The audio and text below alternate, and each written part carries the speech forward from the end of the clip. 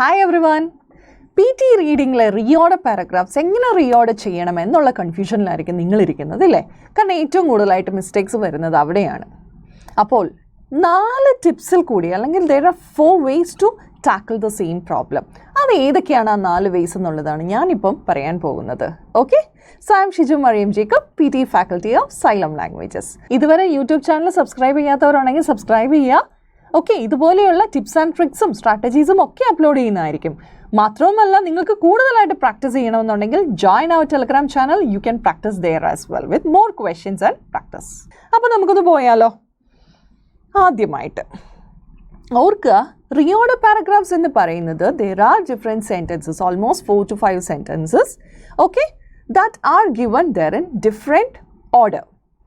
അപ്പം നമ്മൾ സാധാരണ ഒരു പാരഗ്രാഫിൽ main idea, supporting reason, example, ഒരു കൺക്ലൂഡിങ് സ്റ്റേറ്റ്മെൻറ്റ് ഇങ്ങനെയാണ് വരേണ്ടതെങ്കിൽ ഈ 4 സ്ട്രക്ചറിനെയും പല തരത്തിലായിരിക്കും അവർ നിങ്ങളുടെ മുന്നിലേക്ക് തരുന്നത്.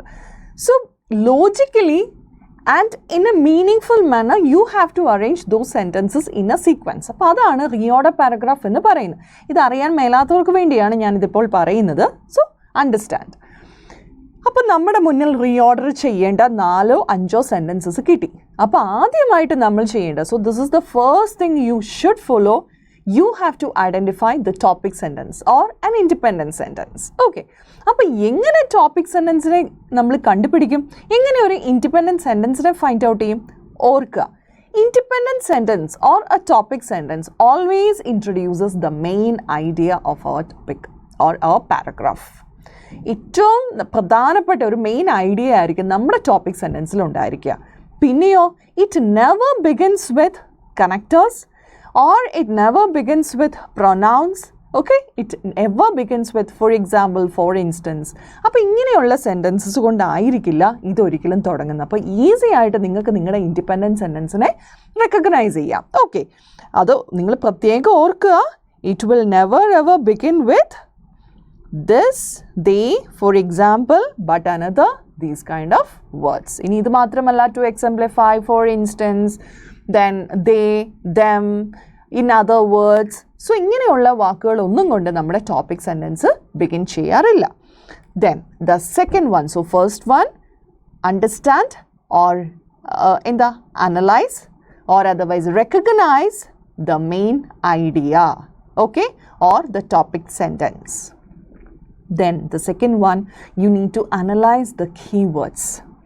അപ്പോൾ നമ്മുടെ ടോപ്പിക്കിനെ ഇൻട്രൊഡ്യൂസ് ചെയ്തു. രണ്ടാമതായിട്ട് നമ്മൾ ചെയ്യേണ്ടത്, you need to find out the sentence which has the same keyword or keywords from the independent statement. അപ്പോൾ നിങ്ങളത് നോക്കുക, നമ്മുടെ ഇൻഡിപെൻഡൻറ്റ് സ്റ്റേറ്റ്മെൻറ്റിലെ ഐഡിയ അല്ലെങ്കിൽ കീവേഡ് ഏത് സെൻറ്റൻസിലാണ് മെൻഷൻ ചെയ്തിരിക്കുന്നത് എന്നുള്ളത് നോക്കുക. നിങ്ങൾക്കത് അറിയാൻ കുറച്ചുകൂടി എളുപ്പമായിരിക്കും. നിങ്ങൾ നോക്കിയാൽ മതി whether it begins with some words or other words. Okay, ഇനിയിപ്പോൾ സം വേർഡ്സും അതർ വേർഡ്സും ഉണ്ടെങ്കിൽ definitely some words come first and then other words come later.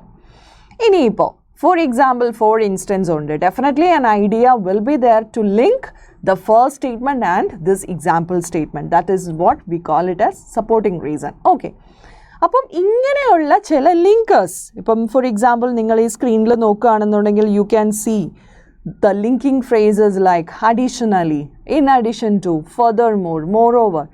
So ഈ മോർ ഓവർ ഒക്കെ വരുന്നത് we always use for giving additional information. So you can connect the ideas there. Then you can say the pronouns like this, such, they. So these words always refer to the main word there in the previous sentence. Okay, അപ്പം ഇത് കഴിഞ്ഞാൽ ഇനി ഇത് മാത്രവുമല്ല, നമുക്ക് time sequence മാർക്കേഴ്സും ഉണ്ട്. Time sequence markers എന്ന് പറയുന്നത് ഏതായിരിക്കും? ഇവൻച്വലി, ഫസ്റ്റ്ലി, സെക്കൻഡ്ലി, പിന്നെ വരുന്നത് ആഫ്റ്റർ ദാറ്റ്, ഇനിഷ്യലി. അപ്പോൾ ഇങ്ങനെയുള്ള വേർഡ്സ് ഒക്കെ മുന്നേ നടക്കുന്ന സംഭവങ്ങളെ അല്ലെങ്കിൽ ആ സീക്വൻസ് ഓഫ് ഇവൻസിനെ സൂചിപ്പിക്കുന്നതായിരിക്കും. അപ്പം ഈ ഒരു വേർഡ് ഓർഡർ നോക്കി നിങ്ങൾക്ക് പിന്നീടുള്ള സെൻറ്റൻസസ് ഫൈൻഡ് ഔട്ട് ചെയ്യാൻ പറ്റും. ഇനി ഇത് മാത്രവുമല്ല, ഇനി ഇതിനൊന്നും പറ്റാതെ കൺഫ്യൂസിങ് ആയിട്ടിരിക്കുന്നവർക്ക് ചെയ്യാൻ പറ്റുന്ന the third method is using trial and error method. Because you know that we have to make our ideas logical, right? So for making our ideas logical, you have to just read out the sentences and make it and arrange it in a logical manner. ആ ഒരു story അല്ലെങ്കിൽ ആ ഒരു event നമുക്ക് sequence ആയിട്ട് കിട്ടത്തക്ക വിധം നിങ്ങൾ അങ്ങ് അറേഞ്ച് ചെയ്യുക. കാരണം remember, for reading part, we consider reading and writing fill in the blanks and reading fill in the blanks questions are more important than all these questions. So don't spend much time for reordering these paragraphs. Instead, try to find out the ideas logically if you fail to understand the supporting reasons and the topic sentence. And then the last most one, which is the most important, you have to reread your paragraph. നിങ്ങൾ എപ്പോഴൊക്കെ ലോജിക്കലായിട്ടത് sort ചെയ്തു എന്ന് പറഞ്ഞാലും please reread it again, then only you will be able to understand whether you have made a mistake or not. അപ്പോൾ ലോജിക്കലായിട്ട് നിങ്ങളുടെ ഐഡിയാസിനെ നിങ്ങൾ connect ചെയ്തിട്ടുണ്ടെങ്കിൽ definitely it will be clear. Otherwise, if you had made any silly mistakes there when you rearranged it, you can change the order as well. അപ്പോൾ നമുക്ക് ചെയ്യാൻ പറ്റുന്ന reorder paragraphs easy ആയിട്ട് ചെയ്യാൻ പറ്റുന്ന 4 കാര്യങ്ങളാണ് ഞാനിവിടെ പറഞ്ഞത്. So again, I'll come up with the next video based on how to find the topic sentence and how to pick it from the list of sentences. So കാണുക, subscribe ചെയ്യാത്തവരുണ്ടെങ്കിൽ subscribe ചെയ്യുക. I'll come again with another video. Thank you.